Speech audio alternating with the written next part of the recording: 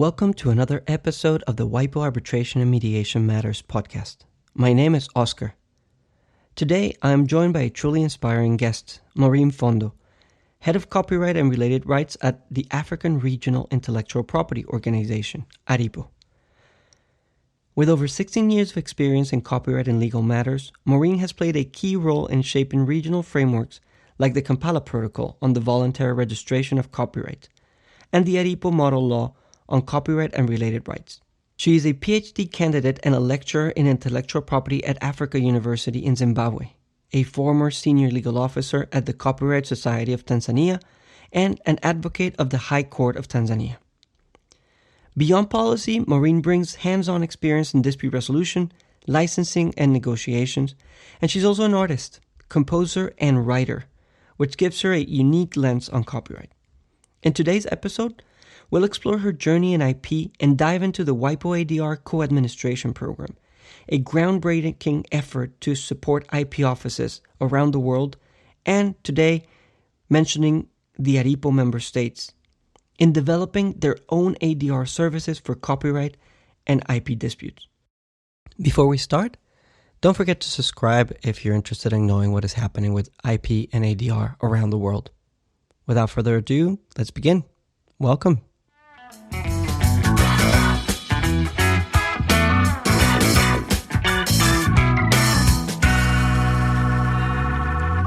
Maureen, welcome. It's such a pleasure to have you here with us today and to discuss all the projects that we have together with ARIPO and the WIPO Arbitration and Mediation Center. First of all, how are you doing? Thank you very much, Oscar. I'm doing great. Yes. Thank you, Maureen. Please do tell us what brought you into IP. Well, what drove me to IP, it's really interesting because I never knew that we live with IP. Everything around us is IP. And surprisingly, even during my university, we never had the intellectual property as an elective. So I didn't learn IP while I was at the university. But after graduation, then I had this opportunity of lecturing the business law, and it had components of IP. So I had to do a lot of research to understand and to be able to share the modules on IP. Then, thank God, I got employed with the Copyright Society of Tanzania, heading the legal department, and IP was the norm. Copyright was there that I have to delve deeper in it and to understand more. And there was this time I remember we had the WIPO consultant. And when this WIPO consultant came, she shared about the distance learning courses that WIPO Academy offers. So I got really interested because this is an area that I was curious about it and I wanted to learn more. And I did the DL 101. Since then, I never stopped doing the WIPO Academy courses. I did quite a lot of courses and I'm still doing those courses. And at that time, I did even the WIPO arbitration and mediation. Oh, this course really helped me a lot, considering being the head of the legal service unit. We had a lot of copyright cases. Yes, because as the Copyright Office, we were registering at that time the works and the members. So at one point or the other, you find that there are issues amongst the members themselves or amongst third parties and the like. So the ADR course that I took really upscaled me in terms of gaining insights on the mediation, how I could be able to do it efficiently, effectively, and it really, really helped me a lot to exercise the duties that I was doing in terms of presiding on those copyright cases. So okay, amazing. Please continue. Yes. So this really took me a long way, and I was even urging my colleagues that you need to leverage on the WIPO Academy courses to help you understand these intellectual property issues that are there. As we know, it is very pivotal and it drives sustainable economic development. So yes, so that is it. And coming to ARIPO, well, it's it is I can say it is a privilege for me to be here at ARIPO. Yes, the African Regional Intellectual Property Organization is an intergovernmental organization, and currently there are 22 member states. Yes, and we also have observer states who are potentially, and we hope that they'll also join being ARIPO member states. So ARIPO, we have a mandate on intellectual property, and we have different protocols that guide us in exercising these mandates. Such as the Harare Protocol, whereby it's for the patents and the utility models and the like. And then we also have the Banjul Protocol for trademarks. And we have the Sokomon Protocol for the traditional knowledge. We have the Arusha Protocol for the new plant varieties. And we have the Kampala Protocol for the voluntary registration of copyright and related rights. So these are the protocols which give us mandate, and ARIPO being established under the Lusaka Agreement, we are to harmonize our systems and to pool the resources of our member states together so that we can be able to effectively and efficiently deliver the mandates that they have given us and to promote IP in Africa. Thank you for that explanation. I think it's very interesting to see that there's a recurring story of how people and lawyers, we realize when we start studying law, that IP surrounds us and is a very international system. And following what you were saying about your artistic side and you being a creative, tell us a bit, what advice would you give people that are involved in this creative industry, especially the young people that are starting, that are exposed to this digital environment, and how dispute resolution may help them out when they're dealing with this cross-border disputes that are very common nowadays in the digital environment? Yes, indeed. I have the artistic side. Yes, it comes, the creative part. Yes, I am a creative. I like using my hands. I use my voice, using my hands in terms of crocheting, in terms of knitting, and even plaiting, braiding, and making clothes. I do that in my spare time. And also the creative part, also I compose. I compose songs, yes, and mostly the gospel songs. But also I have the WIPO, I have the WIPO World Intellectual Property Day song I've composed for the Get Up, Stand Up for Music. Yes, it's on YouTube. My pseudonym, it's The Anointed. And I'm also a member of the Copyright Society of Tanzania. Yes, as an artist. Yes. So because now with the technology, it's very easy. There is the unprecedented nature of how the internet is working, the digital environment. All of us are content creators. We are distributors of content. So you never know when I post something, then somebody in another jurisdiction is going to take that part and make it their own. And maybe whoever is doing that thinks that they're just disseminating information, not knowing that there are some rights that have been infringed. Yes. So, and how will I be able now to handle that if my rights are infringed in other jurisdictions? And yes, so which court are you going to go to, or where are you going to seek redress? And with the WIPO Arbitration and Mediation Center, it's one of the solutions to this because you are covering quite a broad environment in terms of the WIPO member states and the willingness of member states to be able to work together and gain from these co-administration tools that you have. It's very, very important. And the services which you offer in terms of helping to solve the disputes by mediation, by arbitration, depending on what the parties will have agreed on. It's really, really helpful. With our memorandum of understanding or for the alternative dispute resolution, it all goes back to ARIPO. We have the Kampala Protocol. And the Kampala Protocol, it's on the voluntary registration of copyright.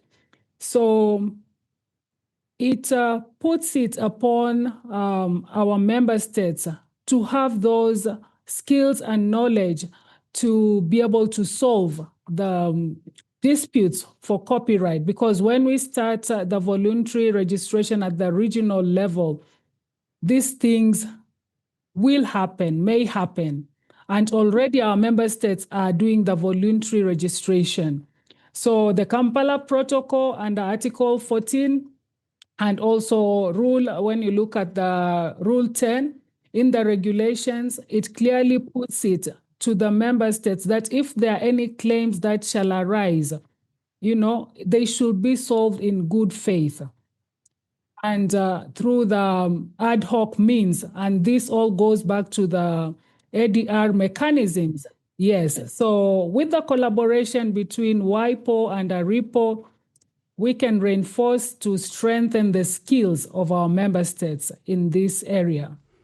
Okay.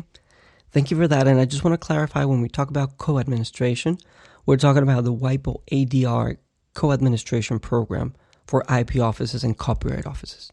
What this program is doing is helping the IP offices that are providing or want to provide the service of ADR for their users. And we help them by providing technological tools that we've designed and developed in-house. We provide capacity building, training for the mediators, awareness campaigns for the users of the office, the IP right holders. All of this to allow the users to solve their disputes in their jurisdictions and help the office offer this service. For example, lowering the access barriers by making it fully digital, as we can help them do.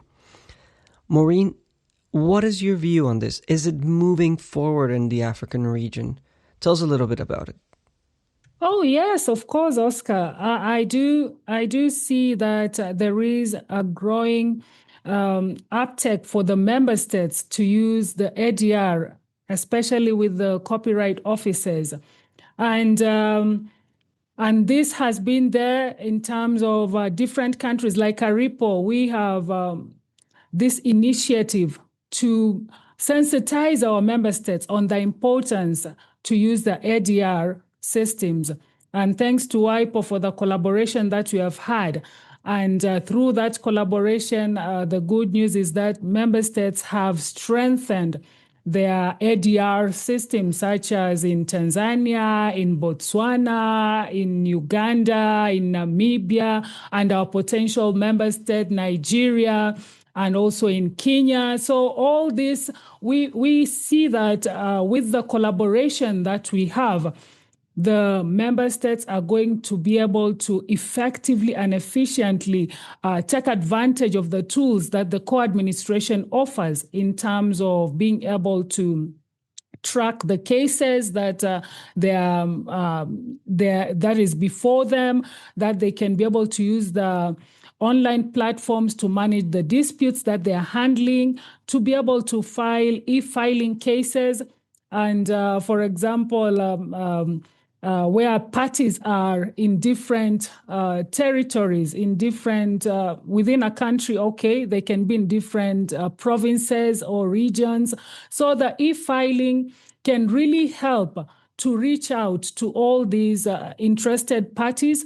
And as a copyright office in our member states, they can be able to solve the disputes amicably just through using those platforms for the co-administration, which are being offered by WIPO. Thank you for that, Maureen. And we've been talking about general things, and now I'm a bit intrigued about your personal experience, the professional experience. So maybe could you share with us something that professionally marked you in your career, something that is dear to your heart and that you remember as a pivoting moment? Wow. I remember at one time some years ago when there was this advert for the Masters in Intellectual Property, and yes, for Africa University, and I we were talking with my husband like, okay, I apply, but where are we going to find the resources to pay? It's quite a lot. Will I even be considered for the sponsorship? But I thank my husband because he really encouraged me and said, just apply and we shall also request for the sponsorship.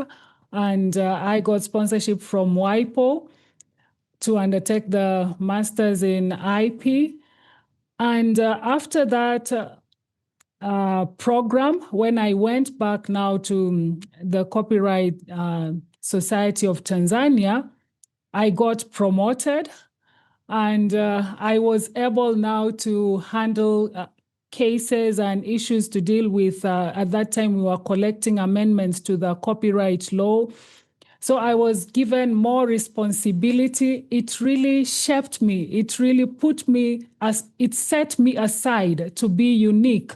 And I put in practice the knowledge that I had because in the Masters in Intellectual Property, it's a broad. You look at all types of IP related issues. So I was put in a place where it's a different place which shaped my IP trajectory. And I was now being invited in more meetings to give more opinion on IP and also to sensitize the community in Tanzania. And through this MIP, I can say it also was one of the advantage which I had to be where I am at the Africa Regional Intellectual Property Organization, together with my skills and expertise. So that really shaped me, and I can never stop thanking all those who put their resources just to have me become a better person to serve the society. Yes, thank you. Okay, I really like that answer. Thank you for sharing that. This threads very well with the last question that I had for you today. And first of all, thank you for your time. Maureen, what advice would you give to young practitioners that are starting to be interested or maybe started already working in IP in the area of ADR or maybe not, just IP? What would be your advice to them that they're just starting? Thank you very much, Oscar, for that. Well, there's quite a lot which I could give for the young and aspiring professionals, but I just mentioned a few. In terms of personally, we need to empower ourselves. The empowerment comes in technically in terms of being able to empower those who surround you. Yes, so the youth need to know different kinds of skills and how the IP ecosystem works and to be able to leverage on it. So the empowering yourself to be able to empower others, that is one. Another thing, it's about the young, they need to be mentored and coached.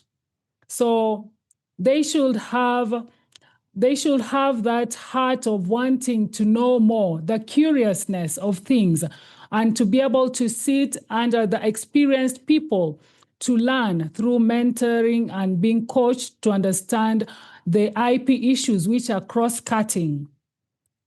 When you look also at another thing, I'm looking at the technology tools. The young people, they are very, very, should I say, supersonic speed first in terms of the technology. It Yes, is true. yes.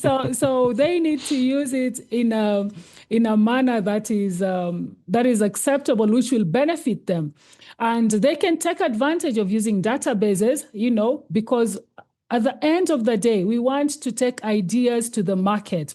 We want to make sure that the intellectual assets bear fruits, that they benefit the societies, they benefit themselves, and also the globe at large.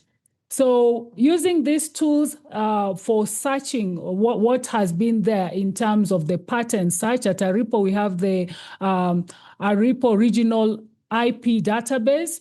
We also have the Polite Plus. We have the WIPO patent scope. There is also the USPTO patent full text and image database. We have the Sniper for China. We have the JPLET for Japan and many other databases. All this they can use, the young people, in terms of searching to get these new innovations, technologies that are there, and how best can they then tap into it and come up with solutions for the problems that surround us. It may not necessarily be patents, but it could be utility models. Those are petty patents, yes, which could help. And coming up with this, they go with brands, they go with copyright issues. So all this combined together, they can really, really leverage on the IP. So they should never stop learning. They should learn. They should unlearn and relearn and develop their own skills in the fields that they are in, either the soft skills or the hard skills, and be able to use it to their advantage. They should look at the bigger picture and strategically think on how best can their ideas reach the market. They should be able to have this mind that whatever I do should be able to benefit the people around me, because we need solutions.